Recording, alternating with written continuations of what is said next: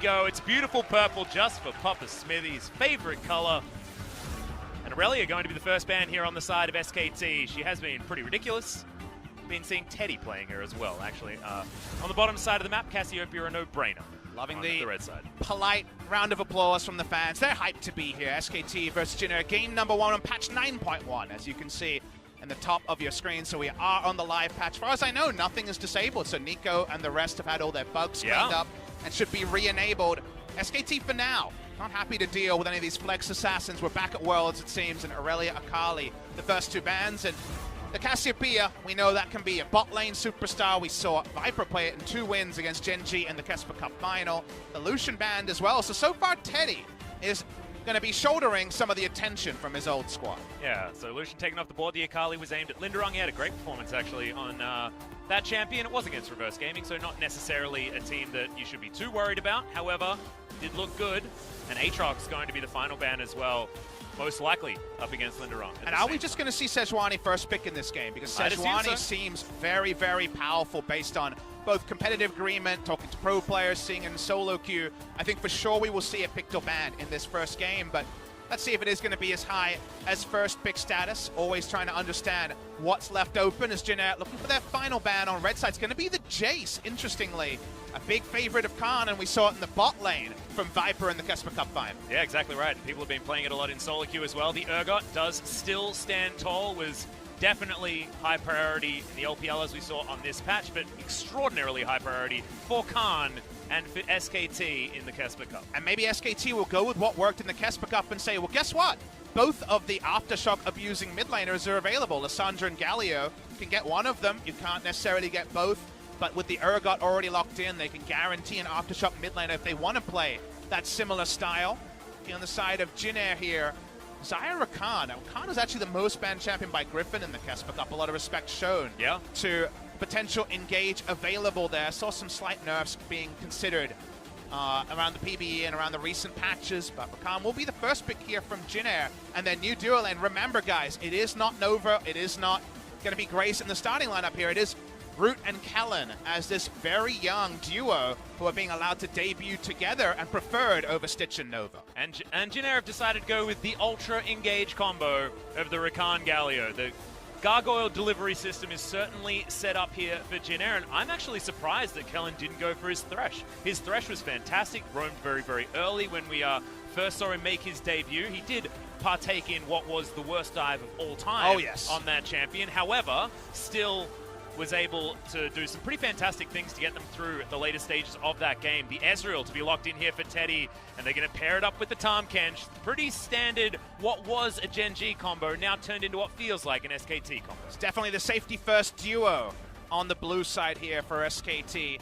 Jin Air, they're actually considering going for a much more risky lane here with the Rakan and Kai'Sa, the out-of-lane specialists rather than in-lane specialists. Not like Ezreal and Tahm have kill pressure, but they definitely will be in a stronger part in the 2v2 as our first round is finally locked in.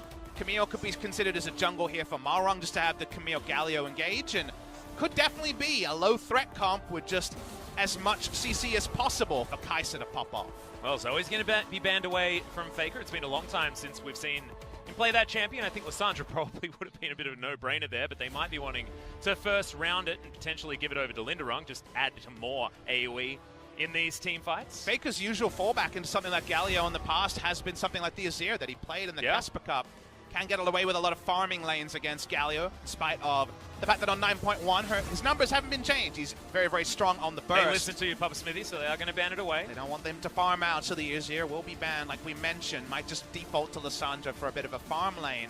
So the Camille Galio is denied. Still no visit to the Piggy, though. Sejuani, so far, has fallen through picks and bans. Absolutely crazy. As the final ban could potentially be a jungler, might be that Sejuani. Nocturne also works great with the Galio-type compositions, as it's actually the Kindred, another champion that does work well with a lot of circles on top of her. And let's zoom in on who the jungler is rather than picks that fit the comp. It's Malrung, the guy who played the first jungle Jace, the guy who played the first jungle Jax. Jungle Jax could actually be an interesting choice here if they want to go that way. If they want to go normal, you take Sejuani and go for a last pick top lane here.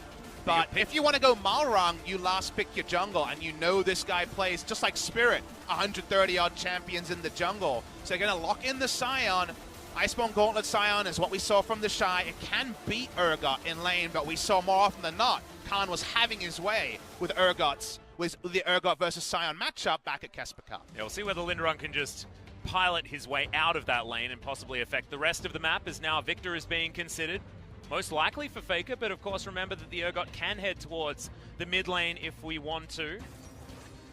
And it is going to be locked in there, so could be that Khan's piloting that one. But that being said, you can get away with the Kleptomancy Victor in the mid lane against the Galio relatively easily. It's another one of those matchups, like you say, you can certainly abuse using your extra range. As now Mata, considering what he wants to do to round this one out, Lee Sin is still available and something that Klid showed incredible mastery on in the LPL and also in the Kesper Cup. You are both a prophet and right on the money, Atlas, because Klid's Lee Sin to me is the cleanest in the world. He makes someone like Flawless look flawed on the Lee Sin. He is fantastic on that pick. But it does mean they had to blind pick jungle, and jungle matchups, if you're not going tank versus tank, can be a lot more swingy. We're getting Lee Sin versus Xin Zhao here, as the Xin Zhao, which was disabled for the majority of Kesper Cup, is back and allows for a very aggressive option. If I look at this duo, if we do end up with Victor mid lane, you have to expect that Malrung and Chongo are going to be focusing on killing Faker again and again, but we'll know at 20 seconds if it's Faker on Urgot or Faker on Victor. Exactly, and I mean, this is what your brain tells you, is that it's going to be the classic Victor top, but Faker has played so much Victor in his time, and Khan as well is the Urgot play. You have to wait for that one to tick down before we'll know. Theoretically, on the side of Jinner, it's the same thing, but no swaps are going to come in. That's going to be Khan on the Victor top lane.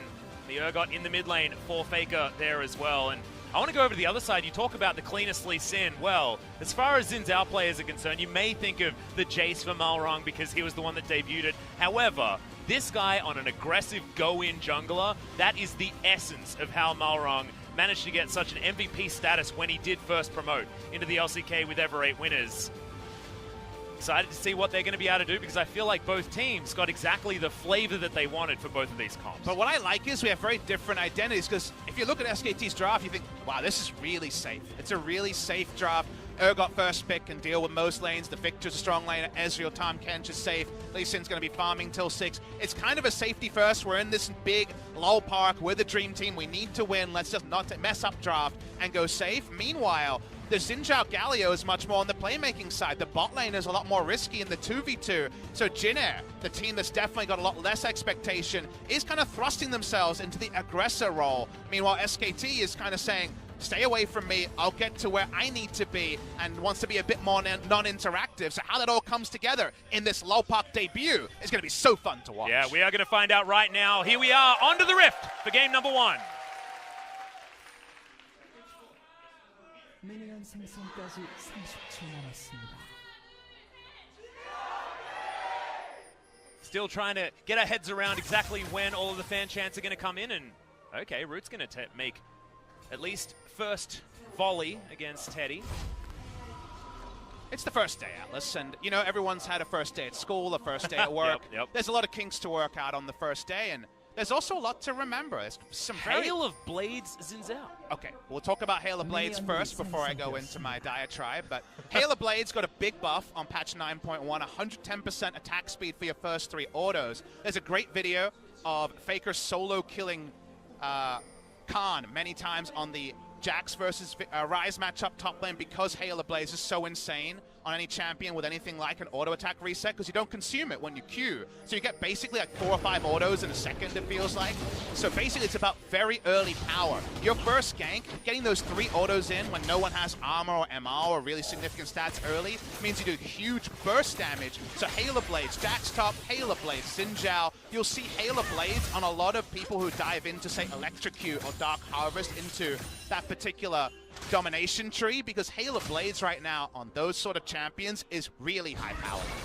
All right, now you can go into your diatribe if you'd like to, Proximity. I mean, it's one of those things where you have to remember, Atlas, that, you know, right now we're 4 years removed from the Champions era. For the first 3 years, if you guys weren't joining us with Korean League of Legends in 2012, 2013, 2014, it was a tournament circuit. You know, you played single round robin best of 2s into knockout tournament format. It was only with the LCK, the League of Legends Champions Korea, in 2015 that we became double round robin best of 3s. Of our starting 80 players in the LCK this year, only 10 of them played in Champions. So we actually only have 13% of our players who are those old names like Faker and Mata and Smeb.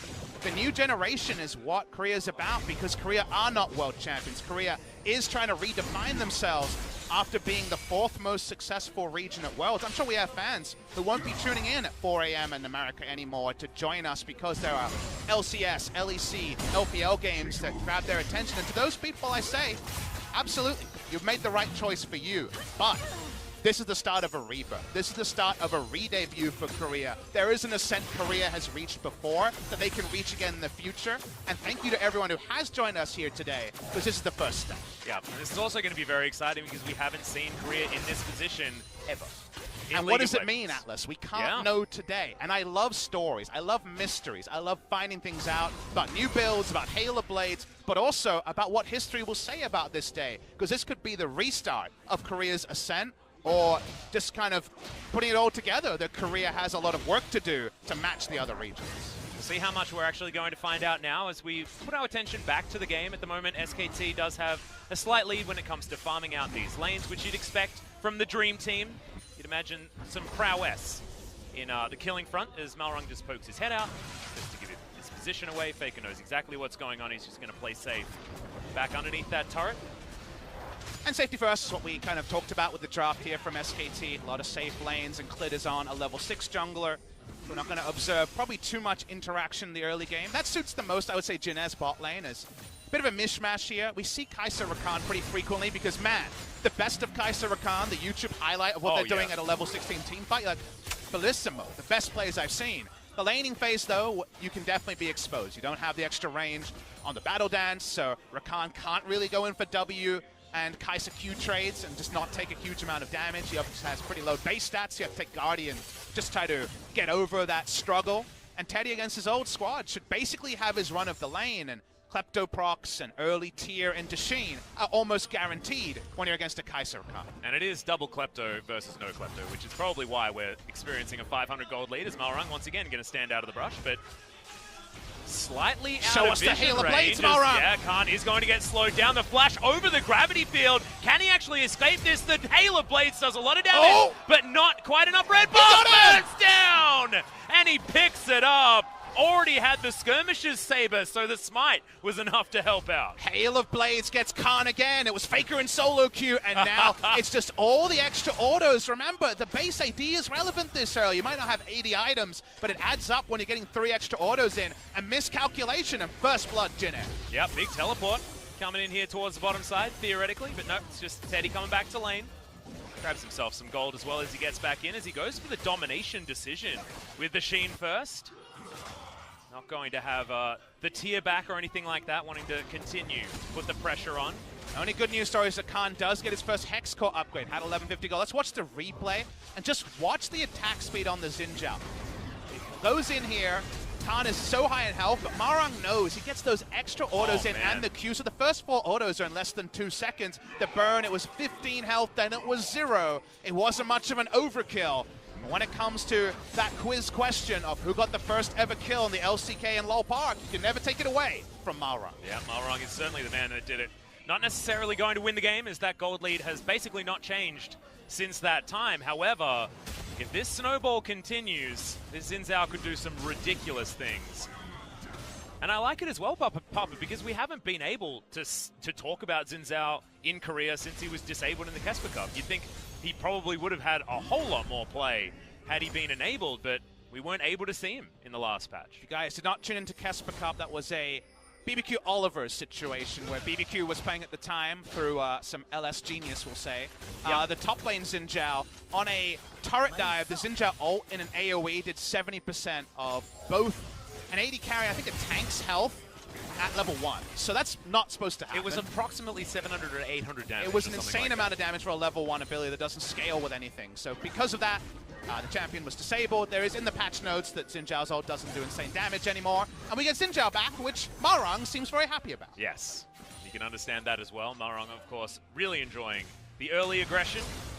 Faker as well, looks like he's having a pretty good time here in this lane at the same time. 12 CS advantage. Shoving up, trying to grab that first 160 gold bucket, and should be able to do so. Oh no, not quite there. Man, that is a sliver away. Having a look at the turret plates for now, or turret checkpoints, I sometimes interchangeably call them. One taken in the mid lane, but otherwise no other turret checkpoints taken. A lot of things, and we'll try to he did end up getting talk about everything. It's in the mid lane. They're trying for this. Yeah, Justice Punch is going to come down, but Disdain beautifully cancels it out.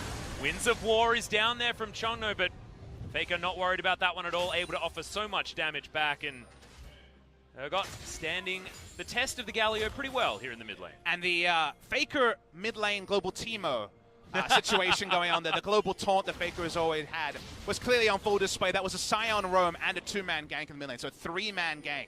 Try to take down Faker. Summoner is enough, and we already talked about how Xin Zhao Galio are pretty deadly. We've already seen the overkill of the top lane, the turret dive, so smarter Faker to be safety first. Bot side river was controlled by Jin Air, but it's now kind of gone, and right now the river control that you kind of plug and play for Jin Air has been removed at this point in the game. Well, Marang, he's level 6, but so is Clid. He's been very quiet so far this game, now going to be going back to try and grab some items before he decides to kick his first player in the face. Khan, like you say, gets his first Hex Core upgrade. You can actually see him evolving the Death Ray instead of the Q this time, so it's going to be more of that AP variant that we've seen more and more of on the top side, no longer seeing as many of these the Frozen Fists on the Victors. You still might see Iceborne Gauntlet, but the Q first evolve kind of went away when it was nerfed twice, and there was some buffs put into Death Ray. Remember, Scion also has a lot of non-interactive wave clear as well, so just being able to shove back with the Death Ray is pretty important to allow item timings to come in for the other lanes, so I think it'll be pretty standard to see the Death Ray as the first evolve. The Victor, I think, Khan is the big winner of the lane swap that happened, because Victor can farm out against Galio just fine, but Khan is going to have a much better laning phase in the Urgot, and he can't go Iceborne Gauntlet on Linderang and just trade into the Victor. You need to go Magic Resist. So Scion is hurt the most. SKT, we already mentioned how bot lane was going to be a wash for them. How about Infernal Drake to get an extra advantage around that? Yeah, uncontested. SKT will just take that one for free. 1,000 gold now, going to be the lead there as well, almost passively after First Blood going over to Jin Air. They just keep farming, keep getting these Kleptomancy procs, and keep putting the pressure on. And I want to talk about, you know, this being old SKT, but it feels like an old SKT game where it feels like you just can't, you have to do more than you otherwise would expect in order to stay in a game. They definitely have gone for a comp their fans will know and probably deride to some degree, because it's not the explosive stuff that we saw from them in their debut in the Casper Cup. But I hope, when it comes to their fans' hopes there, that this is just a team comp thing. If you're playing a passive comp, play it passive. If you're playing aggressive comp, play it aggressive. And also, when Clid sees an opening, you know he'll take it. And to me, Clid is the tempo setter here. He's the thermometer of this game, because Lee Sin, post-level 6, does have access to the kick in so many different creative gank paths. He's actually going to take the blue buff. Not sure if that was intentional or just the fact that it released away from Faker, who really wanted his mid lane farm. Yeah, Faker actually just didn't care, wanted to get that first minion, so decides to forego. The blue buff is going to give Clid a little bit more energy regen and some CDR, which I guess Lee Sin doesn't like all that much given the energy-based champion. Is now Jin Air continuing to look for this mid lane gank. Remember, Faker has the Ghost, no longer with the Flash, but does have the ability to switch to that one if he wants to, and Malrung just going to look a little bit foolish as he wanders through the mid lane. The control ward there is actually undoing a lot of these rotations from Jin Air. They're predictable because the Scion has roamed first, but they're guaranteed when you actually have the control ward down. So the control ward being there, it's kind of a once more with feeling situation on that gank. Faker doesn't even have to blow the Ghost in order to get away from the gank. No harm, no foul. The farming continues for SKT. Yeah, similar situation there on the bottom side with that control ward, as well as the cheeky little ward above the red buff. So Jin Air with a lot of information as well, able to peer over this wall. Kellen hasn't actually, I haven't seen him use his grand entrance at all, hasn't started any fights, but of course Jin Air, we know they've got so many tools to get action happening in this mid-game as it does dawn on us. So how do you play out the mid-game if you're SKT? As well, a lot of fans will be asking. The way these Ezreal Tahm Kench comps work is they are so good at mid lane. Well, there's the grand entrance. We've got the heroic entrance to come down as well, but the combination not quite enough. Clid grabs that first kill, sacrifices himself, but able to get one back after all of those Ultimates is certainly a big deal. Chongo now up against Faker and the rest of the team as well. That Justice Punch looked real interesting, but it wasn't enough to get him out of dodge. And that's going to be 2 going over to SKT. And we're surprised to see that engaged by Jin Air, because we already mentioned the bot side is their weak side of the map. They're playing around the fact that Kai'Sa and Rakan have no lane presence. They try for a desperate all-in. Like you say, probably the first grand entrance and quickness of the game. Yeah. And yet it's easily turned around as top side. Well, Khan's the golden boy, and Linderung got made to look a little bit foolish. However, certainly still has a massive lead when it comes to the health bar. Khan can't get out of that one. Just a single charge on the decimating smash. Finishes him off, and Faker now just cleans up minions. Can't get onto the side. Linderung won't get a free recall, but he will get a free kill. Solo kill on the top side. Big moment for Linderung. No cancelling of TPs in the 2019 meta, as the visual bugs are just on our side, guys. That's just a spectator bug rather than anything the players are facing, thankfully, so we'll have to laugh about the funny moments. We watched the replay here. We weren't anticipating an attempt at an all-in because, again, the Kai'Sa doesn't get involved here till very, very late. And after the wombo, they have no safe way to escape because they don't have priority hiding up towards the mid lane or going towards the bot lane. They separate, and 2 for 1 is the kill trade for SKT. Yep, Chongo just sacrifices himself. The call was not to go in, otherwise the Kai'Sa would have probably gone down as well. So, good guy Galio just makes that sacrifice for the team. Good guy Galio's GGG, I like it. Yeah. Pretty good nickname there. Well, I mean, he always finds himself in the middle of everyone. It's true. Chongo was able to make some nice moves there on the Galio. Seeing the harass come through, not having a fun lane phase, but an 8 CS disadvantage is definitely not the biggest one for the Kai'Sa here. Be all and end all. The turret plates have gone down. Only one, I believe, was claimed by the Ezreal and Tom. So Jin have done a pretty good job bot side of repelling this aggression from SKT, but SKT still do shoulder a pretty nice gold lead, about 2,000 gold in the early game. Yeah, so if you're an SKT fan, you're looking at this and you're thinking, oh, 2-3, that doesn't look so good, but you're looking at the gold and you're thinking things are going great. However, ease of execution, I feel, does go in the hands of Jin Air Greenwings for this game. If they just put their faces in, all 5 people at once, they'll likely get a hell of a lot of CC and try and be able to take someone down. However, SKT, a lot of finesse in their composition, a lot of ability to clear waves, control, get picks. See if they can play around that. Ezreal is always about timings. The reason why Korean Ezreal has always done pretty damn well, it's always been a very good champion here, not one to be derided like NAJs, for example. Yeah.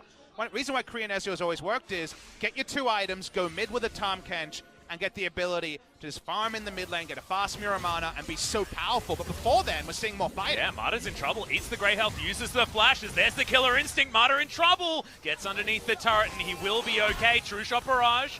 The heal is used even though Kellen was out of range because, yes, I think that may have killed.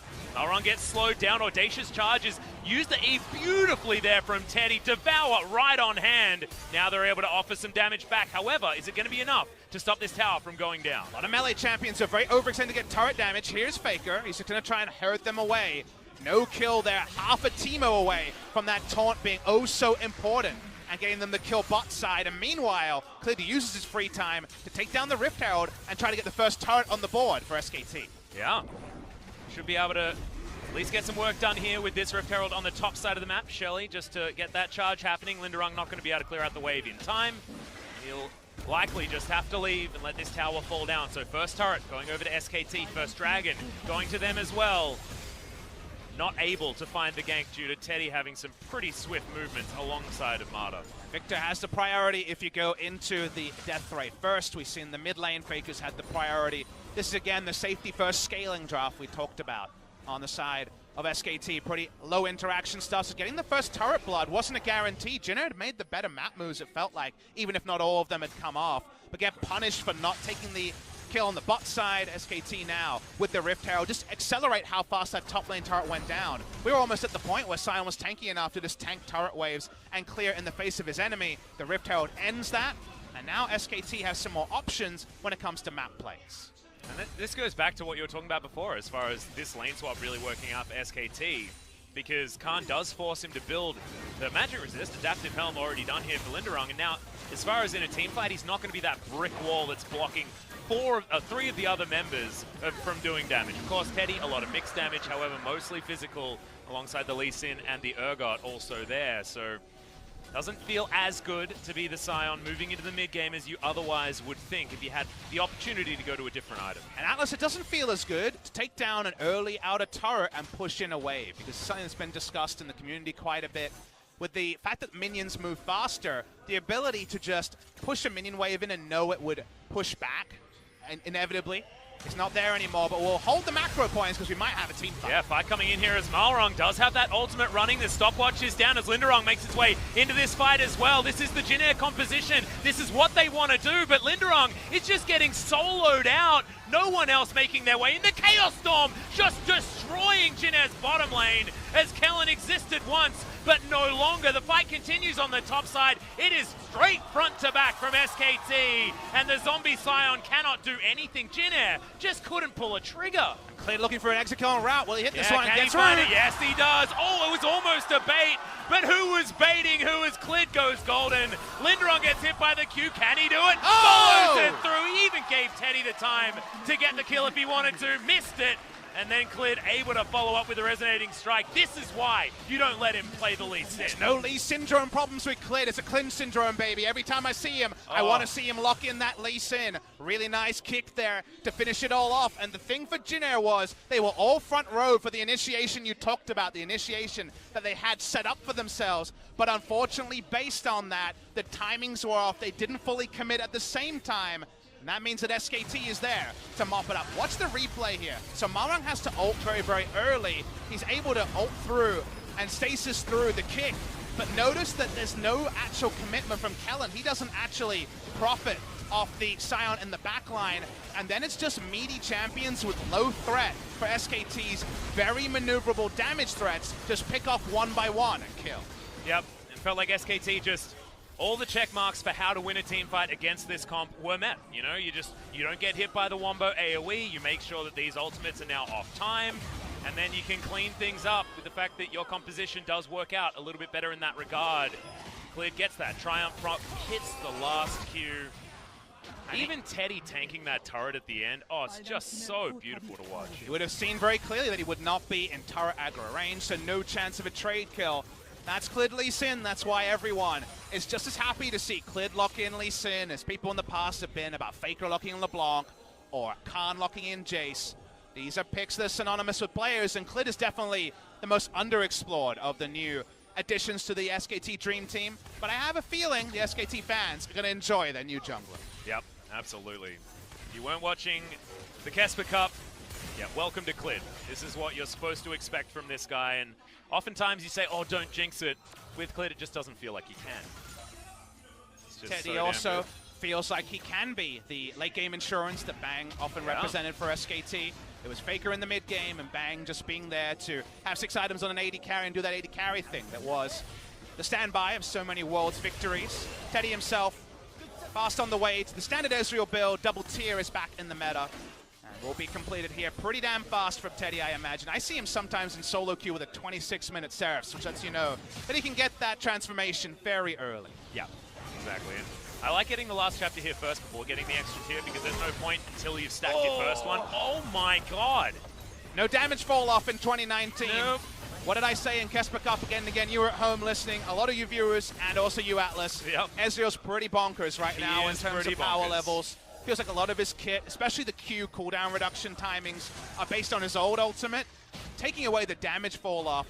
Yes, it's still there on monsters. You can't push sideways, Wei Xiao as a single tier somewhere in Chinese solo queue. But when it comes to pro play, if anyone is stacking under a turret, you basically have old AP Gragas barrel, because you throw down the ult and then they can't defend anymore because their health bars are gone. Yeah, it's the classic ultimate that you just use for damage, but this one does it in an AoE and does about half a health bar as well. Doesn't matter whether you're a tank or not. It is absolutely terrifying. And Teddy, of course, makes it look even more brutal with how he plays out this Ezreal, especially in the laning phase. Notice just Arcane shifting forward with every opportunity. And this is the sort of team where... It's a 10,000 gold lead, by the way. If Jin Air's ahead, you look at this team that you can never Arcane shift in the wrong direction, which is ahead, right? Because you're like, oh, wow, Xin Zhao, Sion, Galio, Rakan, they're all catch champions. Hell, even a random W from... the Kai'Sa can do a catch job as well, but from 10,000 gold ahead, as you outline, Atlas, Teddy can do whatever he wants. SKT have full run over the map, and while it started pretty promisingly, for Jin Air. Now it feels like more the expected path of this game. It feels like we're one team fight away from SKT closing the door on the first game in Lolpark. Yep. Second Dragon to come in here. Remember, SKT did manage to get the first perfect game in the Kesper Cup. The debut of turret plating meant that getting perfect games became a little bit more difficult. They didn't get a Baron, but that was because they won at about 21 minutes. The dream game is what we called it, because I think it's still a perfect game if you don't get all the turret plates, if you still have all the turrets and the enemy has 0. Yeah. But getting all the turret plates may never happen again. It might be a mirage. Remember the Dancing Rift Herald we saw from Longzhu Gaming versus Fnatic at Worlds a couple of years ago. The sort of thing you just never see in pro play. Dream game might prove to be that. The Dream Team, however, feeling pretty good about their first game at Lolpark. Exactly. And remember, guys, this is the team that was able to get that dream game, but then were pipped at the post by Damwon Gaming, who we'll be seeing in our next matchup as well. So make sure you stick around for that one to see what they can do up against Gen G, our runners-up, the Kesper Cup. To fall to Griffin also doesn't feel that bad. They went 8-0 in that tournament. Definitely expecting the second series to be a super competitive one. Weren't ever to be sure about this one, but this is the normalcy a lot of people would have predicted. Teddy walks up, doesn't seem to give too many mundos about turret shots. He's got the Iceborne Gauntlet. He's feeling fine. Linderung's hoping and living on a prayer. If you're this Jin Air comp, you got to fight sometime, and maybe that sometime is now. Yeah, but he also feels pretty irrelevant at this point. His root, it gets almost blown up in one combo. That was disgusting, as now Linderung has to flash out because he thought it was the go button, but no, they don't have an AD carry for this fight. Now they don't have a Scion. He is definitely dead. Teddy pops over the wall once again, and that is basically 2 picks for the price of 1, because that is a Kai'Sa having to go back, and they might be able to get some damage on this inhibitor turret. Sadly, has mistook the go button for the mute button, ended up going at the wrong time there, so just easily turned upon 1v5. No way to pull off ganks like that anymore. Faker tags up this turret, and they want the first inhibitor of the game at 24 minutes. Yep, already down to half health. Winds of War not actually able to land onto those caster minions in the backline there as well, so not able to clear out the minion wave, and SKT 5 members strong. Take down the first inhibitor of LCK 2019. 24 minutes into this game. So back away from here, SKT. Probably one more full reset, get the wards cemented around Baron, and then Baron closes the door on Jin Air Green Wings. Items starting to come together. No Saracen Brace transformation yet, but that's really all you need on the Ezreal to have everything locked and loaded. 2 items done on the Kai'Sa, but sadly it feels like the 2 items are a little bit too late. There isn't as strong a front line from SKT, but there's so much threat onto the Kai'Sa that finding time to unload a couple of barrages of your passive seems impossible. Yeah, and the thing is, like, Jin Air, had their composition been able to work the way they wanted to, they'd make the proactive play. They'd go forward, they'd land the heroic entrance on top of something like Linderung, stunning a whole bunch of people with his choo-choo train, and then everything will be brilliant. However, if you can't do that, Root has no opportunity to get any autos ever, because Teddy outranges him and kills him in 2 autos and a Mystic. He's just not much he can do. And Teddy himself, first 1,000 gold bounty wearer of LCK professional play. In the Kesper Cup, we had Ryan playing on the side of GC Busan. In the LCK, the one to remember will be Teddy. And how many times will we see Teddy with a 1,000 gold bounty? You'd be a betting man to say less than 50%. Yeah. You'd be a bit insane. SKT have already shown us that they're more than happy to play around their new special delivery from Jin Air of 2018. Abyssal Voyage, just for some map movement. Wouldn't be Mata without making the good plays to get the objectives, put the screws in to win this game. It's what he was good at on KT. It was what he was good at on RNG. Continuing that prowess here. 2019 on SKT. Jin Air only have all-in options. Galio has some decent wave clear, but a lot of it's short range. Here's the all-in! Here we are. That's a 4-man quickness to start this one up. Could this be the team fight they're looking for? Is already Mata has fallen down. SKT, they do not want a bar of it. It's Fear Beyond Death. Just takes down Root. There's nothing that this Kai'Sa can do against this comp by the looks of things. And they're trying to get more. Chongo just goes the wrong way, gets picked off, and SKT, that looked like a fight they couldn't win, but still they're able to do it. Khan getting the Chaos Storm in there, pulled back onto the gravity field, and he'll go down to his zombie form, and I feel like the rest of the team may follow. Jin Air finally pull off the execution the coach would have been looking for from the drop, but it's 10,000 gold behind. All of the damage still available on SKT, and they'll win the game here. I think that might have been a Sheen proc that took Kellen down to that low health bar, but Faker flash sustaining him. They want to get the kills before they finish off this Nexus. Half the health bar now. Root wants to try and get rid of it, but we've already gone picture in picture, and SKT take game one